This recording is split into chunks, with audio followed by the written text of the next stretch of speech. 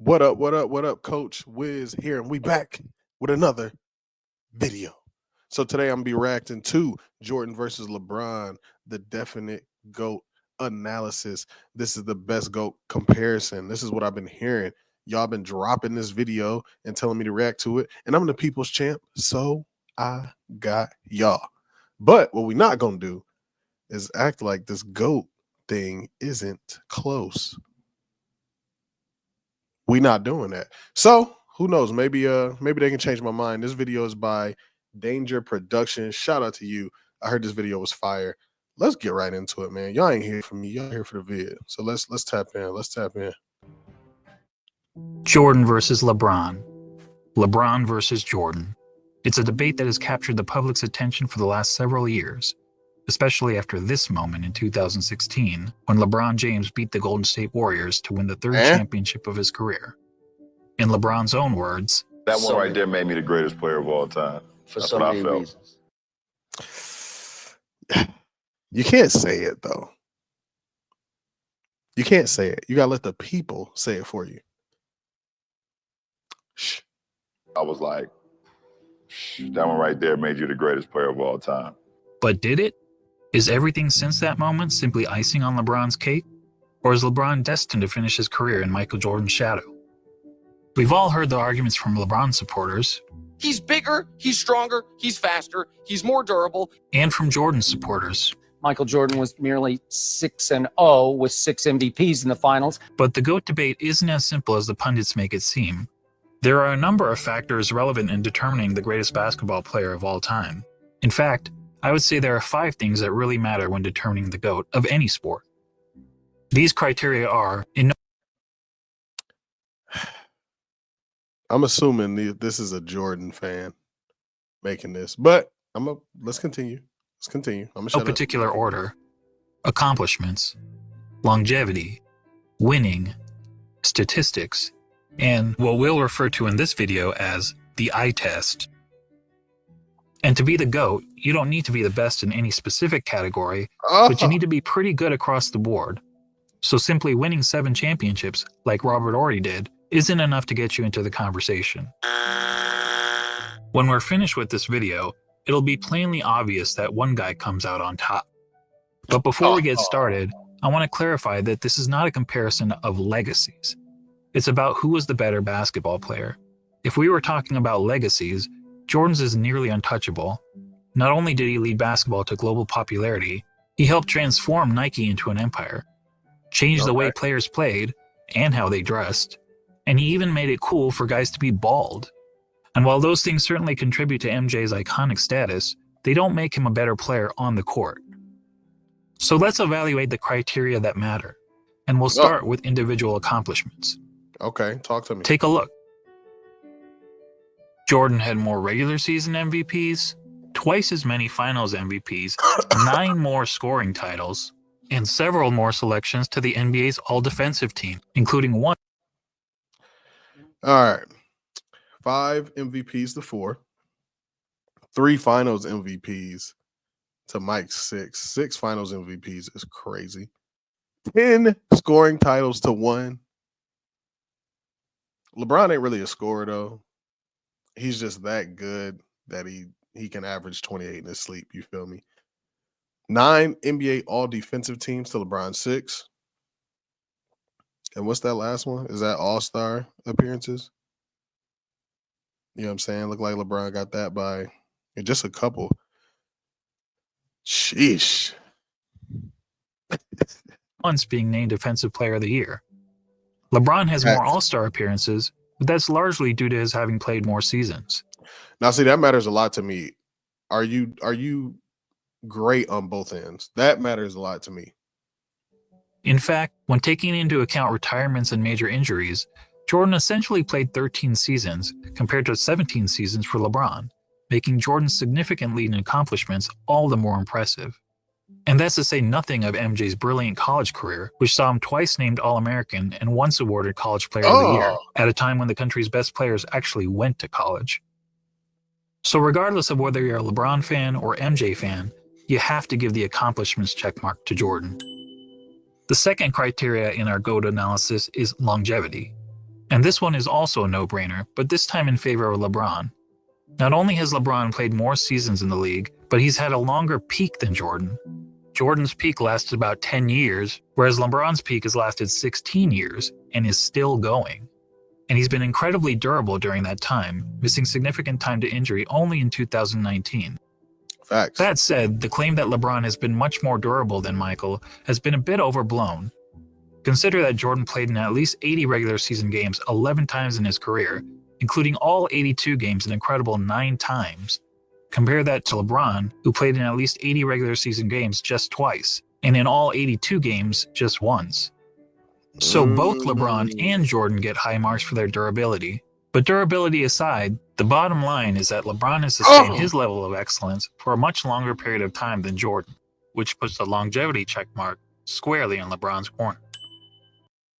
So I'll say this about the longevity thing. In my opinion, I feel bad for LeBron because I do feel like the longer we see him and the more we see him diminish, like it kind of almost hurts his legacy. Not to me, but to other people. Because I'll be seeing a lot of people say like, oh, he doesn't play no defense. He doesn't play defense. And I'm like, bro, did you not see this man in Miami and Cleveland? So I do feel like it's starting to hurt his legacy. But I do feel like longevity and how long you were great should play a factor in this conversation. That brings us to the third GOAT criteria, winning. As we all know, Jordan won 6 championships. LeBron has won 3. Jordan is 6-0 in the NBA Finals. LeBron is 3-6. Yes, LeBron has made the finals 9 times compared to only 6 times for Jordan, but let's not pretend that making the finals is the same thing, or even close to the same thing, as winning a title. I mean, it's not. But, I mean, what do y'all think? Do y'all think that, like, does that help him or hurt him in this conversation? Him going to the finals all those years?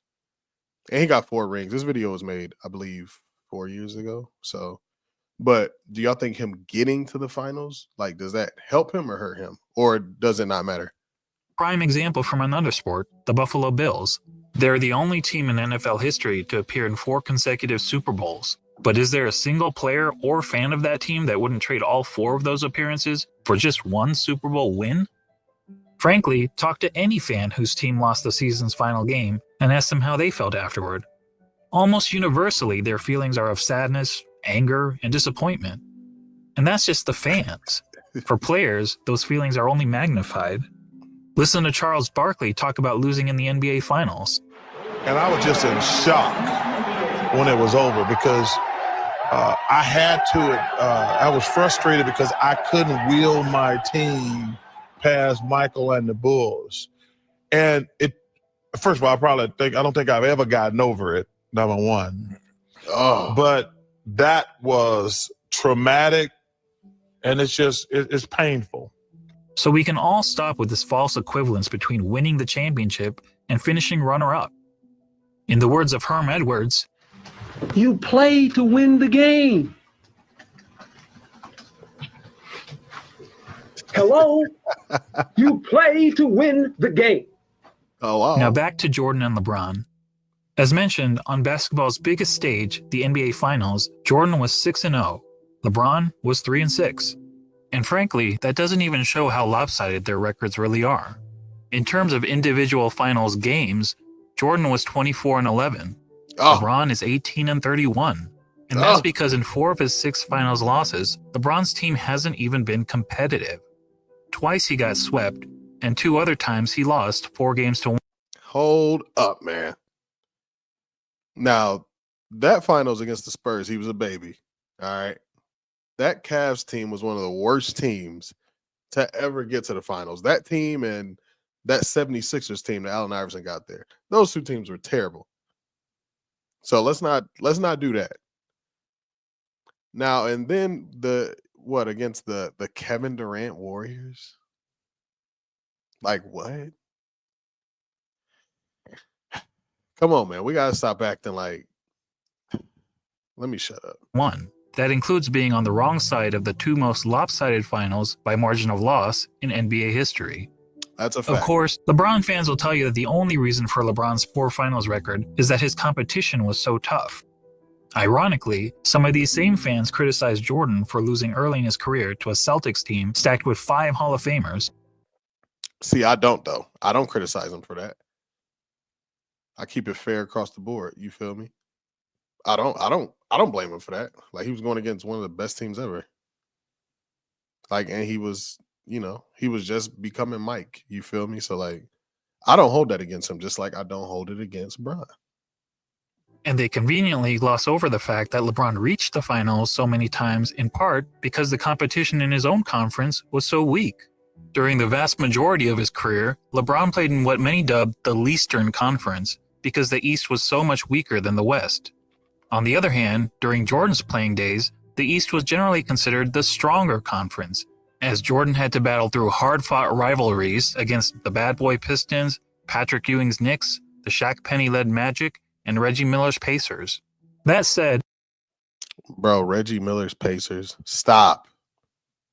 Stop, man. Stop. Keep it fair. Stop that, man. Now, I will say the East was weak. LeBron was running all through the East, but they had some decent teams too. You still got to win at the end of the day. So I feel you.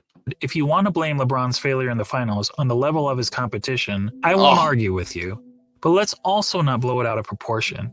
If you look at the average number of wins of their finals opponents, you'll see that LeBron's finals opponents averaged 60.8 wins per season, whereas Jordan's finals opponents averaged 61.2 wins per season. So as it turns out,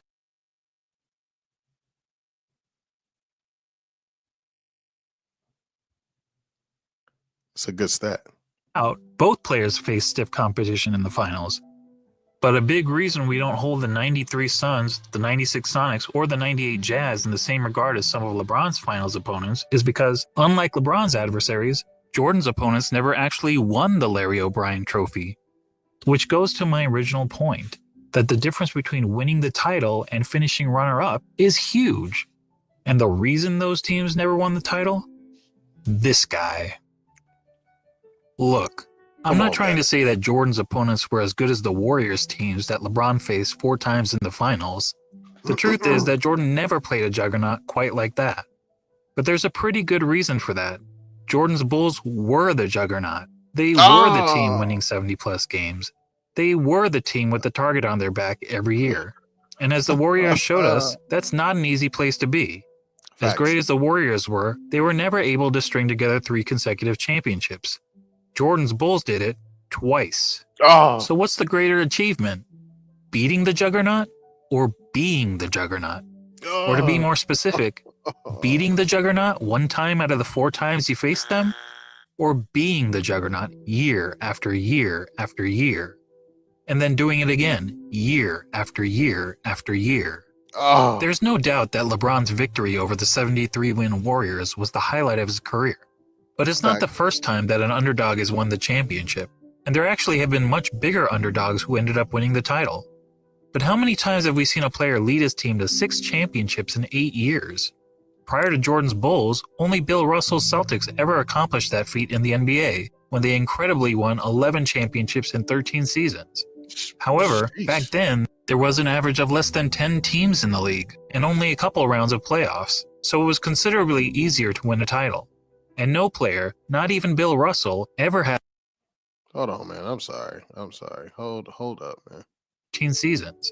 However, back then, there was an average of less than 10 teams in the league, and only a couple rounds of playoffs.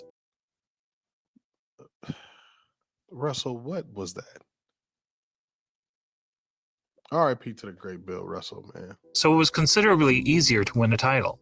And no player, not even Bill Russell, ever had a run of winning 25 of 26 playoff series, as Michael Jordan did. And Michael's pattern of winning goes beyond the NBA. Let's not forget that Jordan has never won anything but gold in the Olympics, and he also earned an NCAA championship, in which he hit the first of 2 iconic championship-winning shots in his career. All that is to say, when it comes to winning, the checkmark clearly goes to Jordan. Facts, I agree. I agree with that. Been getting lifted and finding peace and forgiveness. I think anybody would say that sports. On to the 4th GOAT criteria, statistics. This one is a bit more complicated, I mean, how do you statistically evaluate two players who played in different eras under different rules at different positions? One way of doing it is to simply look at the 8 traditional statistics of basketball: points, assists, rebounds, steals, blocks, field goal percentage, free throw percentage, and turnovers. Okay. And we'll talk to me. focus on per game stats rather than cumulative stats, since cumulative stats such as total career points and total career assists really speak to longevity, which is already its own category of the GOAT analysis. Per game stats, on the other hand, is more of an apples to apples comparison. So looking at the 8 traditional stats, we see that Jordan leads LeBron in 5 of them: points per game, steals per game, blocks per game, free throw percentage, and fewer turnovers. LeBron leads in the other 3: assists per game.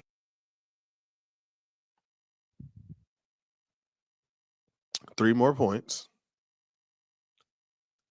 Bron has the edge in assists, rebounds. Bron shoots a better percentage from the field. Averages more turnovers. We know free throws ain't close. So this is my thing, right? Mike was a scorer. And yes, he could pass, but Mike was a scorer. You know what I mean? He got buckets. He was a tenacious defender too. LeBron, I think, also was a great defender. Now, I don't think he was a better defender than Mike. He was a better help defender for sure, but I don't think overall he was a better defender. But you got to think, bro. I think LeBron is more Magic than Michael, like Magic, like on steroids, like Magic times 2 or something. So it is really hard to compare them when they play 2 totally different positions. It's tough, man. It's tough. It's tough to compare them. Game, rebounds per game, and field goal percentage. But that's a pretty simplistic way of looking at statistics. What if we instead turn to analytics? Probably the most well-known analytic stat is player efficiency rating, or PER for short. This metric was created by respected basketball analyst John Hollinger to give an overall rating to a player's performance based on traditional stats like the ones we just mentioned. Jordan has led the league in PER 7 times, LeBron 6 times. Jordan has finished top 3 in PER 10 times, LeBron 9 times. In fact, Jordan has the highest career PER in both the regular season and the playoffs. Another popular analytics stat is win shares. Hey, man, the PER thing. LeBron played with Wade. He played with Kyrie. I mean, it's a little different, man. It's a little different. Jordan has led the league in win shares 8 times, LeBron 5 times. Jordan has finished top 3 in win shares 11 times, LeBron 6 times. And when it comes to win shares per 48 minutes, Jordan has the highest career rating in both the regular season and the playoffs. What about box plus minus? Until recently, LeBron was actually ahead of Jordan in career box plus minus. But after the 2017 season gave Russell Westbrook the greatest single-season box plus minus in history by a wide margin, the architect of box plus minus realized that the stat was fundamentally flawed. So he made some changes to improve its formula. As a result, So you gonna change it when Russ did what he did, man? You're a hater, man. Michael Jordan now has the highest career box plus minus in both the regular season and the playoffs. And lastly, what about value over replacement player, which on its face seems to favor LeBron James? Well, value over replacement player is a cumulative stat, and as previously noted, cumulative stats speak more to longevity than they do game-to-game dominance. That said, according to value over replacement player, Jordan owns 6 of the 9 greatest individual seasons ever played. And on a per-game basis, MJ's career rating in value over replacement player is the highest of all time in both the regular season and the playoffs. Are you noticing a theme here? Not only does Jordan beat LeBron in every ratable analytic stat, You made the argument for Jordan in that last segment. But like, I just wish you would have I guess rebutted for LeBron too in other categories. I would have liked to hear that, but whatever. consistently ranks as the best ever across the board. Jeez. Before we move on from analytics, I want to mention a lesser known stat called game score. another brainchild of John Hollinger. Game score measures a player's performance in a single game, so it won't tell us who's had the better career, but it does provide insight into who's had the greatest games. Now, we only have game score stats since 1983, so you won't see any mentions of Wilt Chamberlain here. That said, of the 100 highest game scores ever recorded, incredibly 19 of them belong to Michael Jordan. In other words, nearly 1 out of every 5 of the best single-game performances over the last 4 decades has been by MJ. That includes the highest game score of all time for Jordan's 69.18 rebound masterpiece. Comparatively, LeBron has had only 3 of the top 100 game scores. When discussing the GOAT, Nick Wright is fond of asking this question. The aliens come down. You have 1 game to save humanity. Who's your first pick in the history of the world? Well, Nick, I think we have our answer. Now that I've finished drowning you in numbers, let's be real. Hardly anyone watching this video knows how to calculate PER, win shares, box plus minus, value over replacement player, or game score. And why should you? This is basketball, not Goodwill Hunting. Oh. So let's go back to the traditional stats that we all know and understand. But this time, let's add context to them. What do I mean by context? Well, some positions are simply better than others at racking up certain stats. Facts. Let's take rebounding as an example. In a vacuum, if we simply compare the number of rebounds per game of Brook Lopez and Jason Kidd, we might think that Lopez was the better rebounder. The truth is, relative to their positions, Lopez is statistically one of the worst rebounding centers in NBA. Bro, I don't think nobody would think that. I wouldn't think that. I think Jason Kidd is a better rebounder because he averages 6 and a 7-footer averages 6. Am I tripping? I don't know, man. NBA history, whereas Kidd is statistically one of the best rebounding guards in NBA history. But even a poor rebounding center can grab more rebounds than a great rebounding guard solely by virtue of their roles on the court. Very So true. it makes sense that, to understand the context of a player's stats, we should compare them to the respective positions that they played. When comparing LeBron James to the other small forwards who have played at least 500 NBA games, this is where he ranks. Overall, that's pretty impressive. Now let's see how Jordan compares to all shooting guards who have played at least 500 NBA games. As good as LeBron is compared to other small forwards, Jordan is on another level when compared to other shooting guards. He's darn near the top of every major statistical category, and there isn't a single category where LeBron is better than MJ relative to his position, other than assists. So to sum up statistics, whether comparing traditional stats or analytics, and especially when judging these players in the context of the positions they played, Jordan has a noticeable edge over LeBron. As such, we have to give the check mark to Jordan. And that takes us to the last category in our GOAT analysis, the eye test. And to be clear, by eye test, I don't mean which of these players is bigger, faster, or jumps higher. None of that is relevant unless we're having a track and field competition. Oh my God. And frankly, if physical measurables mattered, then George Murasan would be in the GOAT conversation. Bro, stop No. it, bro. Stop doing that. All right. I don't like that. Now we're not talking about speed, size, and strength. Like you're like taking away everything that LeBron was good at. I see what you're doing. I like this video though. This video is fire. But yeah, I think you gotta like that counts. Like that's what makes him so unique, so great, is that he is bigger, faster, stronger than everybody. What I mean by the eye test is, if you sat an average basketball fan in front of a TV to watch a player in action, what would he notice that the player is and is not great at? Thankfully, I happen to be an average basketball fan, and I've had the privilege of watching both LeBron and Jordan during their playing days. So Okay. unlike a lot of my fellow YouTubers, I haven't merely relied on highlight videos. Here's what my eyes told me when I saw Michael Jordan play, particularly during his playing days with the Chicago Bulls. He was the best offensive player in the game. He was arguably the best defensive player in the game. He had the best mid-range game. He was the best finisher at the rim. He had the best post-up game, which is incredible considering most players who dominated the post were big men. He was widely considered the most clutch player in the game. He was regarded by opponents as the fiercest competitor on the court. He was regarded by teammates as the hardest worker in practice. And when all was said and done, amongst the other stars of his generation, he was the greatest winner. Now, when you're playing against the elite athletes of the world, to be the best at any one of those things is pretty remarkable. But to be the best at all of them, I tell you it's impossible, but for the fact that we saw Michael Jordan do it. And when it comes to the GOAT debate, that's the biggest hurdle facing LeBron. He's basically being compared to a guy who was great at everything and practically had no weaknesses. Seriously, judging by the eye test, what's the worst thing we could say about Michael Jordan's game?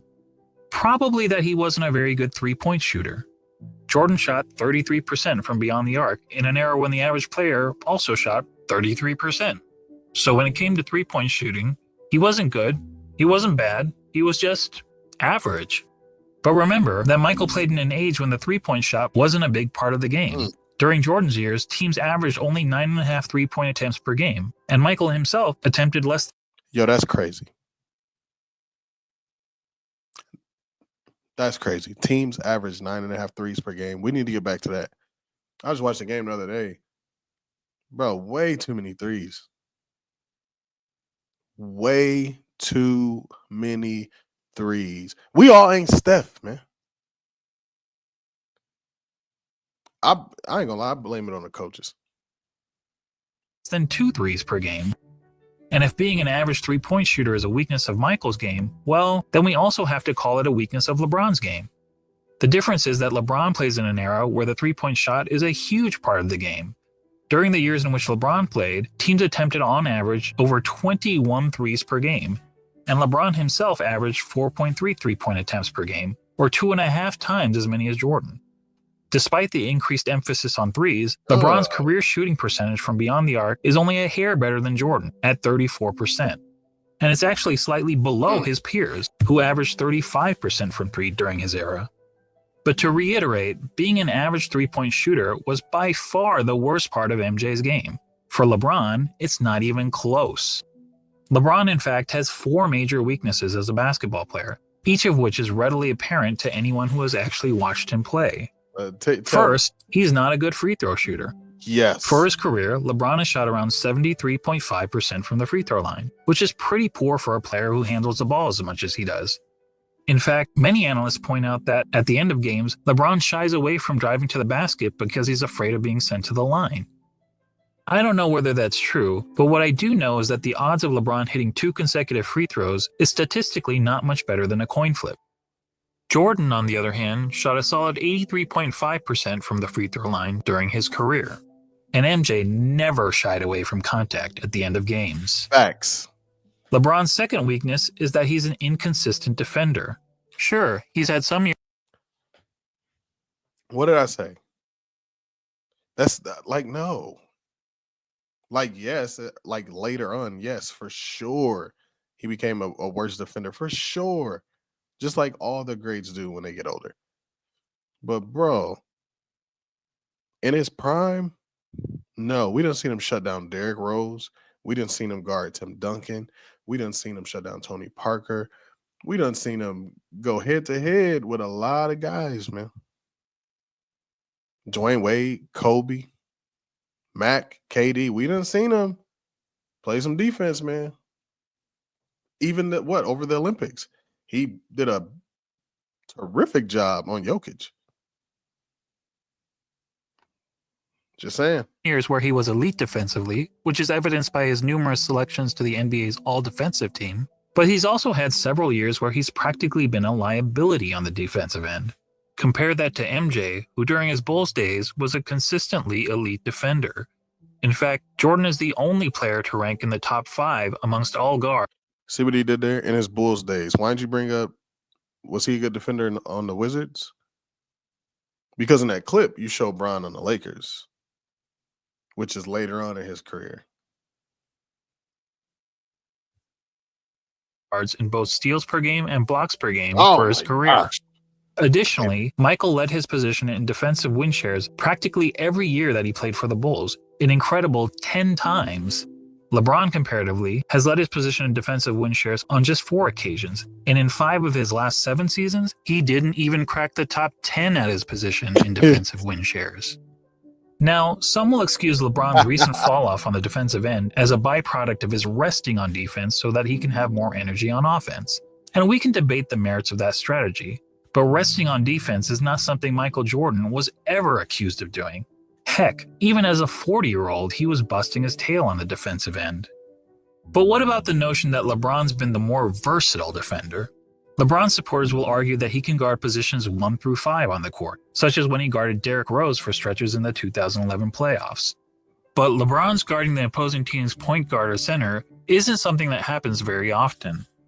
In fact, during his career, LeBron has spent less than 5% of his total minutes guarding the opposing players 1 or 5. So the versatility argument is highly exaggerated.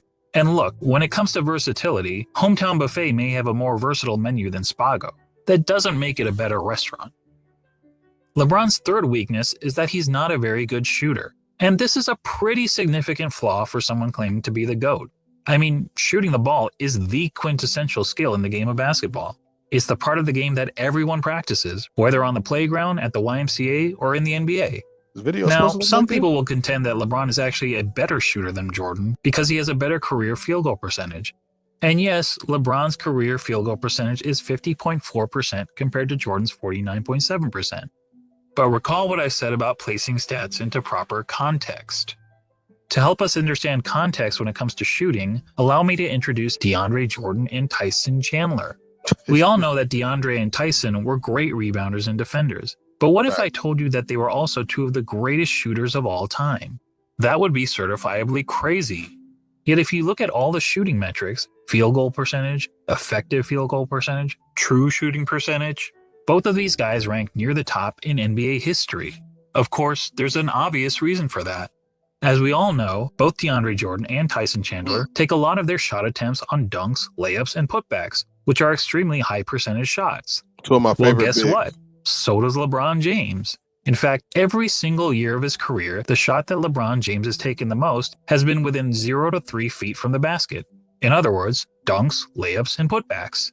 More than 1 of every 3 of LeBron's shots has been within this point-blank range, which is aided by his playing in an era where it's been relatively easy to get to the rim, particularly when compared to the physical era in which Jordan played.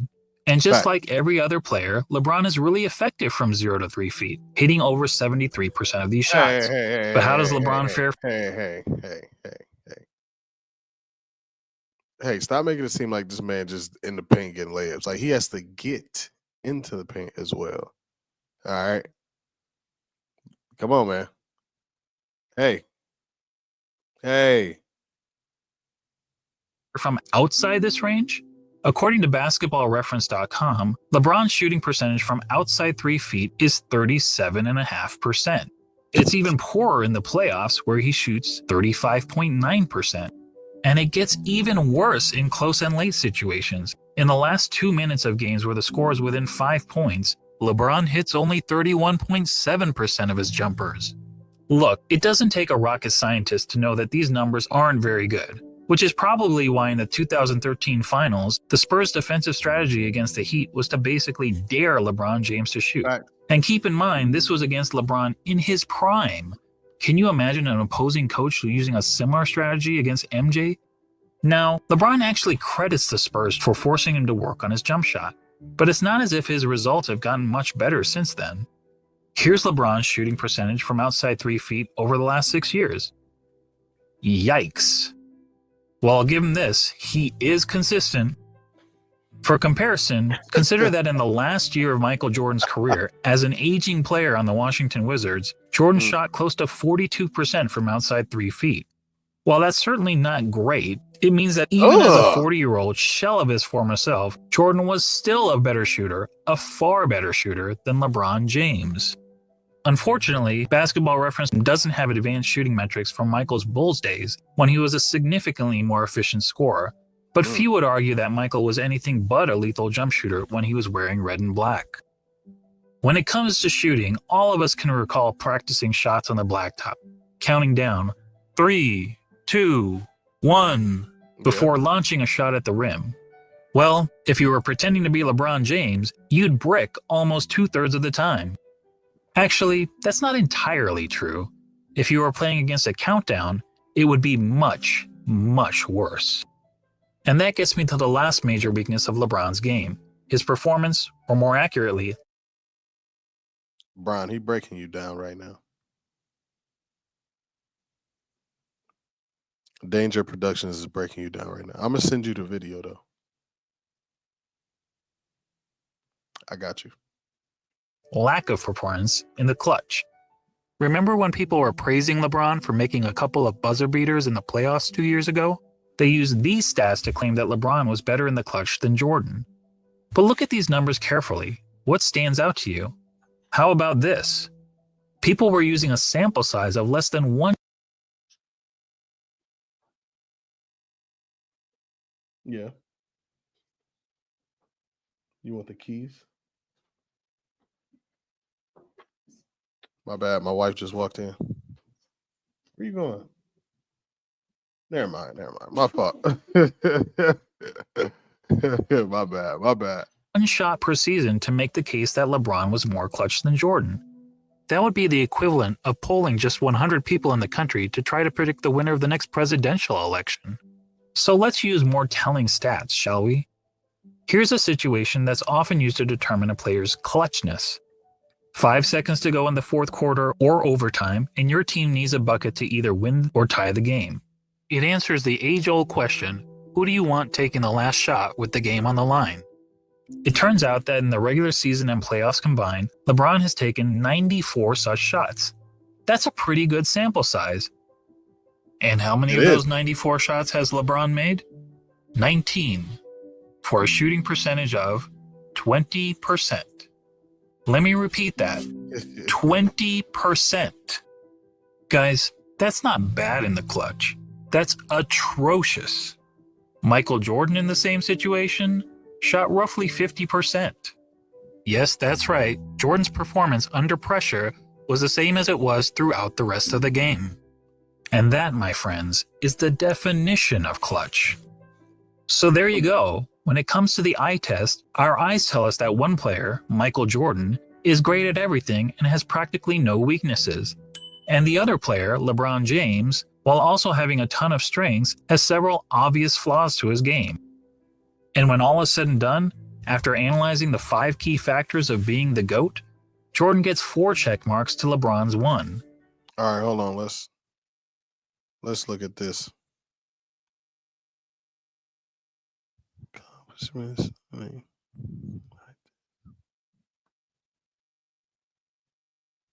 Okay. Making this GOAT debate, well, not much of a debate at all. Now, don't get me wrong, I'm not saying that LeBron James is a bad player. He's a phenomenal player. Personally, I have him on basketball's Mount Rushmore, along with Jordan, Kareem, Wilt Chamberlain, and Bill Russell. He's just not Michael Jordan.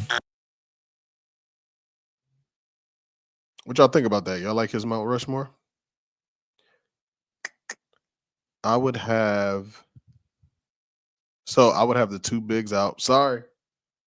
Well, Wilt and Bill are out of here. And I'm going to add Kobe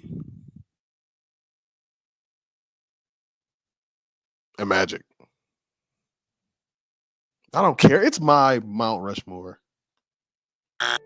And just to underscore how good MJ was, let's ignore LeBron and Jordan for a minute and focus on the other 3 players highlighted here, Kareem, Wilt, and Bill Russell. Most would agree that these are the 3 greatest centers in NBA history, and each of them has a strong case to justify. Shaq is destroying all of them. Just hey. Just keeping it real. Shaq is destroying all of them. Now, is he stopping Kareem?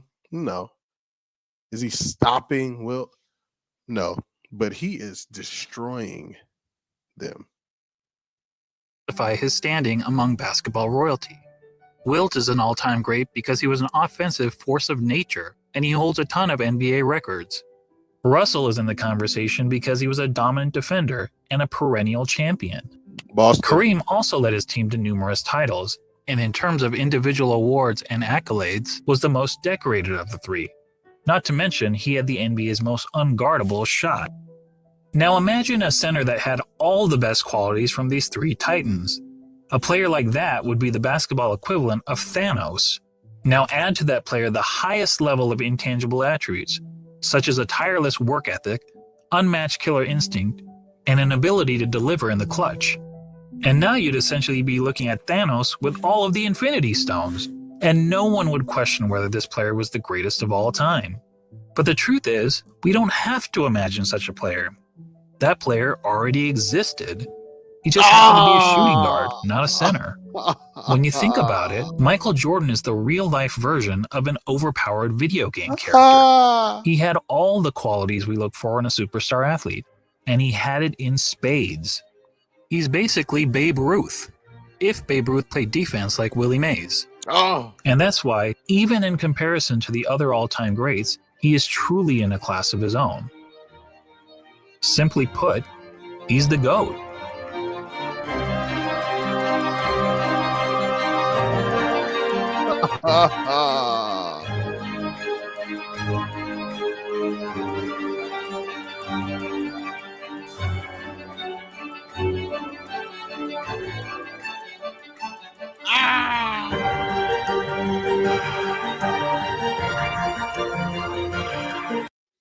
Sheesh. Yo, fire video, man.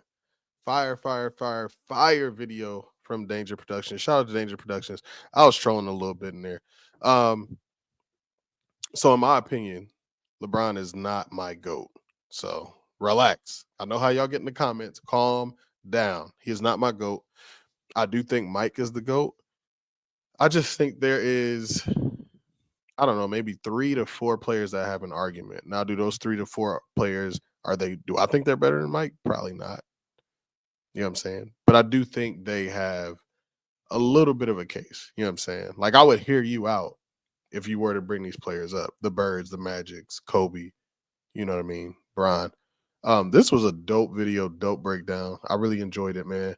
Let me know what y'all think. And also, you feel me? Like, what y'all want to see next? What do y'all want to see next? I am the people's champ. Much love to y'all, man. Appreciate y'all for tuning in.